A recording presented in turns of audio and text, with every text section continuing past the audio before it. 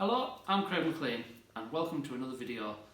Now, I thought I'd just put a brief video together as a bit of encouragement for those of you out there that you've maybe bought a project, you're quite happy to do the mechanical side of things, but as with a lot of people, it scares the life out of people when they think about metal work, body work, etc. And I just want to explain that it doesn't have to be that way. You don't have to have the best gear in the world. You don't have to have the likes of English wheels, plenishing hammers, bead rollers, etc. You don't have to go to all that expense to make a real good job. I've in the projects I've done down the years, I've done the quality I've produced is good enough for probably 99% of people, and I only have basic equipment. Of course, the likes of the equipment I've just mentioned make the job a lot quicker, a lot easier. But you don't have to, you don't have to be in a position where you feel like you have to have all that equipment to do a good job. Because the mini here, I built this with the very, very basic of tools. This was built in a barn over 10 years ago, and I had basic, I had a decent MIG welder, but other than that, I had basics tools such as basic clamps and grinders, nothing else, and it still turned out as it has. So this is just a bit of a video to explain that you don't have to have all that equipment. You can produce the quality you're looking for with the basics. So I thought I'd just go around the car and explain some of the things I did with this car over 10 years ago. Now this has had full floor panels. It's had repairs to the back panel, so just below the headlight, rear light here. You can't tell, you wouldn't never know, but that's been spliced through. And the bottom section of the rear panel has all been replaced. It's had a rear valance. Both rear quarters on both sides, from just there, just the start of the back windows, both sides down, they've all been replaced. Door steps, outer sills, the full floor, the full boot floor, the list goes on. This is another design we did here. We actually had to make a boss to take this aerospace style fuel cap. And again, it was all done with basic equipment, nothing fancy. So like I say, that's what can be done with the most basic of tools. Now what I thought I would do is I would just show you some of the basics that I have here, some of the things that you might look to have as a minimum when you come to do this kind of work. So if I take you to the bench and I'll just go through some of the things that are quite helpful.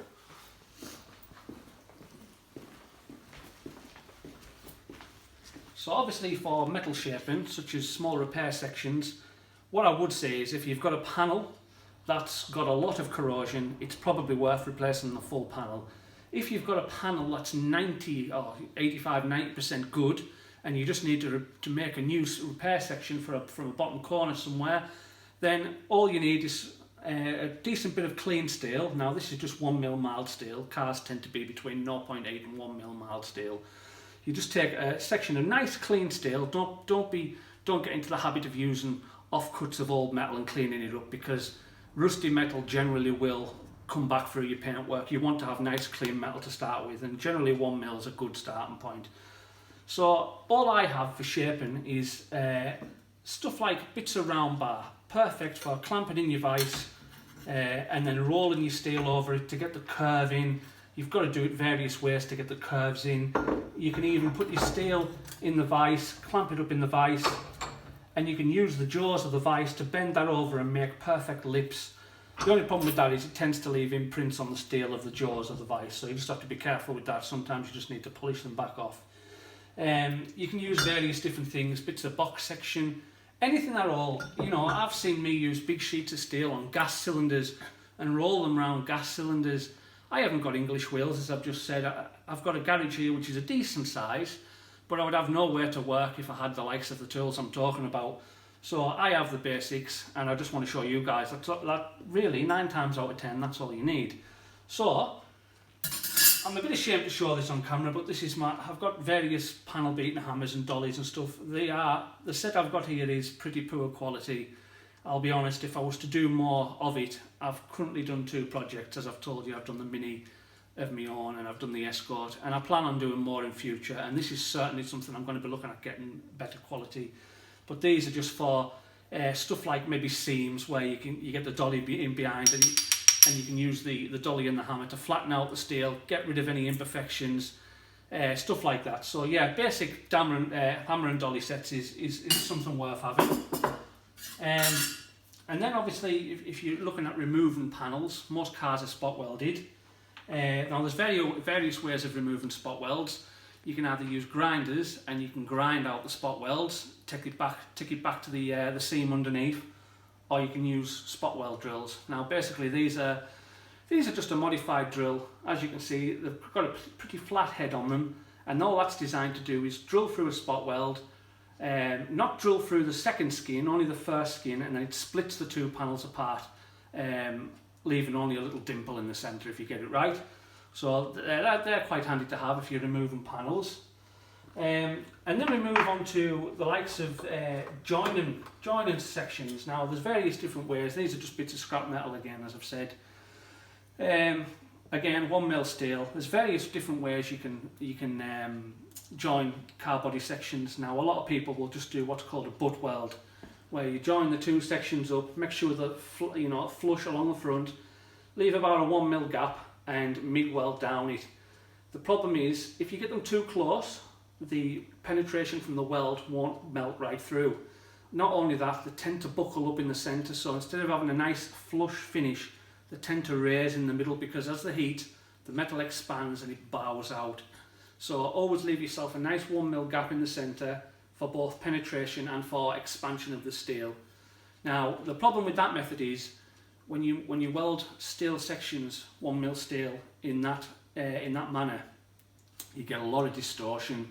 So on a big panel, they tend to do that as you look along them, and you get, when it goes into the body shop, it's the body man's worst nightmare when there's a lot of distortion. It takes him hours to get rid of that.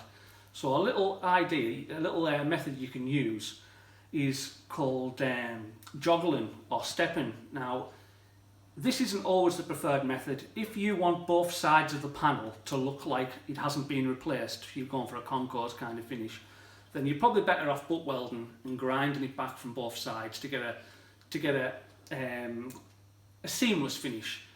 But let's say that this section here is inside a box section, you're not going to see the back of it. We can use what's called a joggler. Now a joggler, as you can see, it's got a set of jaws like that, a slight step in them, and if you take a flat section of steel, and I'll just show you on the camera, and you put it in the jaws like that, you can put a step in the steel. I don't know if you can see that, a slight step in there. Now what that does, that allows you, here's a section I've already stepped, that allows you to overlap a piece of flat steel into that step. You weld it from the front, weld all the way down that gap, you buff it back, you polish it back, and you end up with a beautiful flat finish, and that tends to prevent distortion because you've got a bit more material there, you've got metal in, you've got two skins rather than one. So that's a good method, but if you don't want to see a step, that's how it would look like from the back, you'd have a step. If you're not bothered about having a step in the back, then that's great, this is a good method to use. But if you want a seamless finish from both sides, then probably the butt welding idea is the way to go with that. So obviously another thing that's good to have when you're doing that kind of work is various different clamps. Perfect for holding the sections together while you do your various MIG welds. I've got loads of different sizes, so you can never really have too many of these, but they're not expensive. You stopped it. They're not expensive, so get as many as you can, and there's no limit to how many of them you can have. So yeah, clamps are a good idea. So then we move on to cutting. Now every guy's got his different ways of cutting. Some body shops use hacksaws, basically air-powered hacksaws to cut sections out. I tend to use these more than anything. Now these are wafer thin 1mm, I think they're about 1mm slitting discs. They will absolutely fly through 1mm car body steel. Leave a nice finish as well after you've cut through. You can actually use tin snips for smaller sections. These are basically just scissors for steel. Again, they can be handy in areas you can't get into. Another thing I haven't got out actually, but the little Dremels with the little cutting discs around about maybe 20mm diameter, they're brilliant for getting into the likes of windscreen corners, etc. I've actually got one of them here as well, and they are a brilliant accessory if you want, if that's something you're looking to get as well. And then obviously there's various different types of items on the market for cleaning back your welds. Now that's just a basic flapper wheel, good for big welds. I generally tend to use a bigger grinding wheel, a thicker grinding wheel, which is basically one of them, but maybe it's probably 4 or 5 times as thick. And I take the main part of the weld down, not all the way down, just down to near enough, nearly there. And then you can use the likes of these. Now, I find these are really good. I think these are mainly for aluminium, but because they're so thin and they've got such a flat edge, they're great for getting into the likes of seams and making seams beautifully smooth after you've maybe done plug welds, etc. So yeah, again, that's all you need. I didn't bother getting the grinder out to show you. Everybody knows how a grinder looks like. These are just some of the items that come in handy for car body work. So that's that. And then we get on again to joining. As I was saying before, I don't have the spot welder here. The spot welder is actually at my friend's, and at the minute we're in lockdown, so I don't really have access to it, etc. But there's various different types of probes. This is just one set I've got lying about. Me and 2 friends went thirds for spot welders. They're very expensive. You don't have to have a spot welder, I must say, but they are very handy. I think when we bought ours, maybe over 10 years ago now, we paid about maybe 1,500 quid, something like that, between the 3 of us for the spot welder, which has got like a digital readout. You can select the thickness of your steel, whether you want it to pulse or just a constant weld. And like I say, you do need all the different probes. And what happens is, as you pull the trigger on your spot welder, you've got your 2 bits of metal in between. The 2 probes come down, melt the 2 sections together, and just leave a lovely little dimple. Nice professional method. That's exactly how they leave the factory. And what I will say is, if you've got a spot weld every inch and a half on the original car, put that spot weld back at them same spacings. You don't want to leave the car weak. I actually tend to put more in than what was originally in there. But yeah, always make sure you copy the spacings from the car body. So like I said, that's one method. Now, as I say, you don't have to have a spot welder. There's another method, which is a bit more time consuming. And what you do with the other method, it's called plug welding. Now, you would take a section of steel, and let's say you want to weld that section to that section.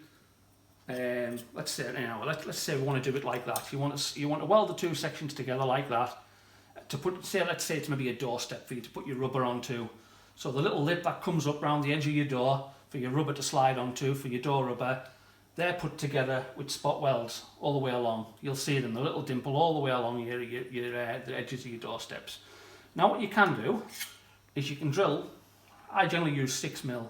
Drill a 6mm hole in the centre at the same spacings as you would with your spot welder, and then you'll have a hole in that panel, but you won't have a hole in this panel, and you'll place that panel on top of that panel, and now you'll see through the hole that panel in behind. You can then MIG weld through the hole, which is called plug welding, all the way along, and then you've got to go back and grind them flat. And that'll do, to be honest, a lot of people prefer that method to spot welding, because a lot of people are adamant that it's stronger than spot welding. I tend to agree. I think they're probably right. There's a guy out there, I don't know if you've seen, there's a guy called Nick Blackhurst on Project Binky. He will not use spot welders. He uses the plug weld method all the time because he swears by it. And I can kind of understand that. So that's another method. Now there's loads of guys out there that'll be able to show you a lot more than I have. There's a guy I've just started watching recently on YouTube called Trev's Blog. Now Trevor, I take it Trevor's his name. He is an expert at fabrication and welding. I watch a lot of his videos and I think, wow, that's amazing. But again, he has a lot of the gear that I'm talking about, the likes of your English wheels and stuff, to make that to get that kind of quality. Not just that, he's been in the trade for years. I don't think I've mentioned, but I'm not in the bodywork trade. I'm a sparky electrician by trade, and this was all picked up for me. This was all picked up many years ago. I had a dream to build a Mini. I wanted to build the Mini. I didn't want to just buy one already built. I had a good friend who was very good at bodywork, and basically he showed me the different methods of how to get it there. And to start with, he would come over and he would say, right, cut that section, prepare that, and then I'll come over. And he would come back after I'd prepared it and he would do the welding. And obviously he's got other things to do as well with his own time. So I started practicing on bits of scrap metal, welding, doing the parts that I wasn't doing at the time at the very start of the project. And I got to a point where I thought, I'm producing decent enough welds now. And one day, the guy in question that was doing my welding, a good friend of mine, Steve Buchanan, he wasn't available to do welding, and I was adamant I wanted that section done that day. So I had to go and I created a beautiful weld, did a lovely job of it, and this was maybe only 1/5 into the project at this point. And from that point onwards, I did all the work myself, and you build up confidence as you go along. The more you do, don't be scared to make mistakes. If you're working on an old knackered car, all you're going to do is make it better. By cutting sections out and putting bits back in, you're only going to make it better. So don't think to yourself, I'm worried about this, because you can get it right. So that's basically how I started. Now, the only other thing that you probably are worth having a good machine is a MIG welder. I'll take you over and show you mine. Now, there are the industry leaders are the likes of your Lincoln Electric, your Millers, your Murexes, stuff like that. They're, for a machine this size, are anything from £1,000 upwards. Now this, some people don't like the Clark machines. I've seen a lot of bad comments out there, but what I will say is I started off with a machine this exact same size, and I swear by them. I think they're a brilliant machine. I did buy a little one many years ago when I first started off, and although some people do get good results with them, I just couldn't get the settings right on it.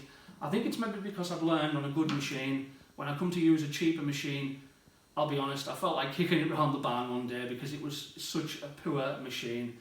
And I ended up buying this one. Now this is the same as the one I started out on. Now the guy I'm on about, Steve, who started off doing all the welding on Mini, he's got the old version of this, which is over 20 years old, and it's still going strong today. They have what's called a duty cycle now. What that is that's how long you can do a continuous weld before the machine will stop and go into lockdown, basically, and then you've got to wait until it cools down before you can start again.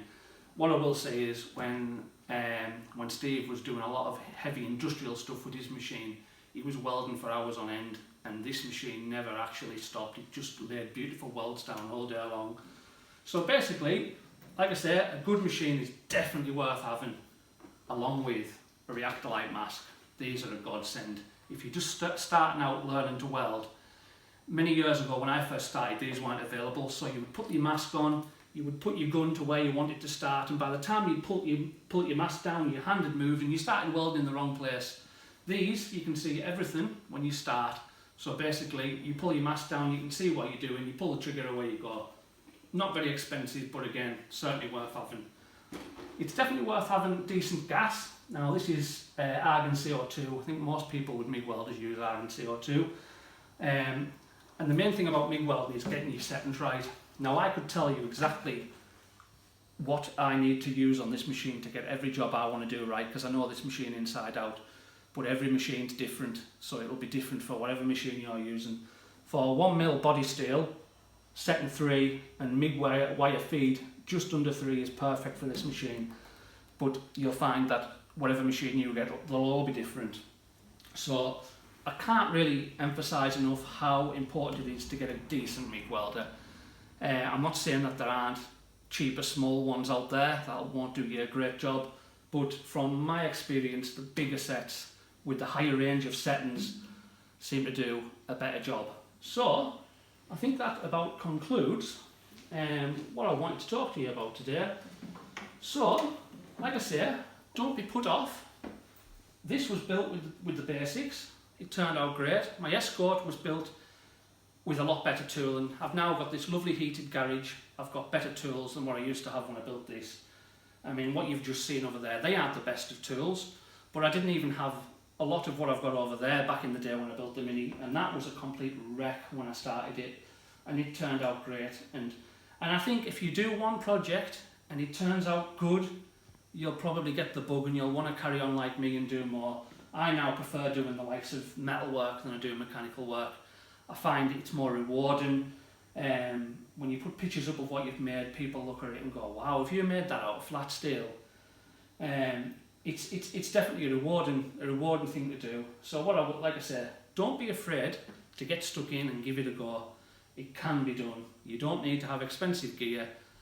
And if I can inspire the next person to get into this and save another beautiful classic, then I've basically accomplished what I wanted out of this video.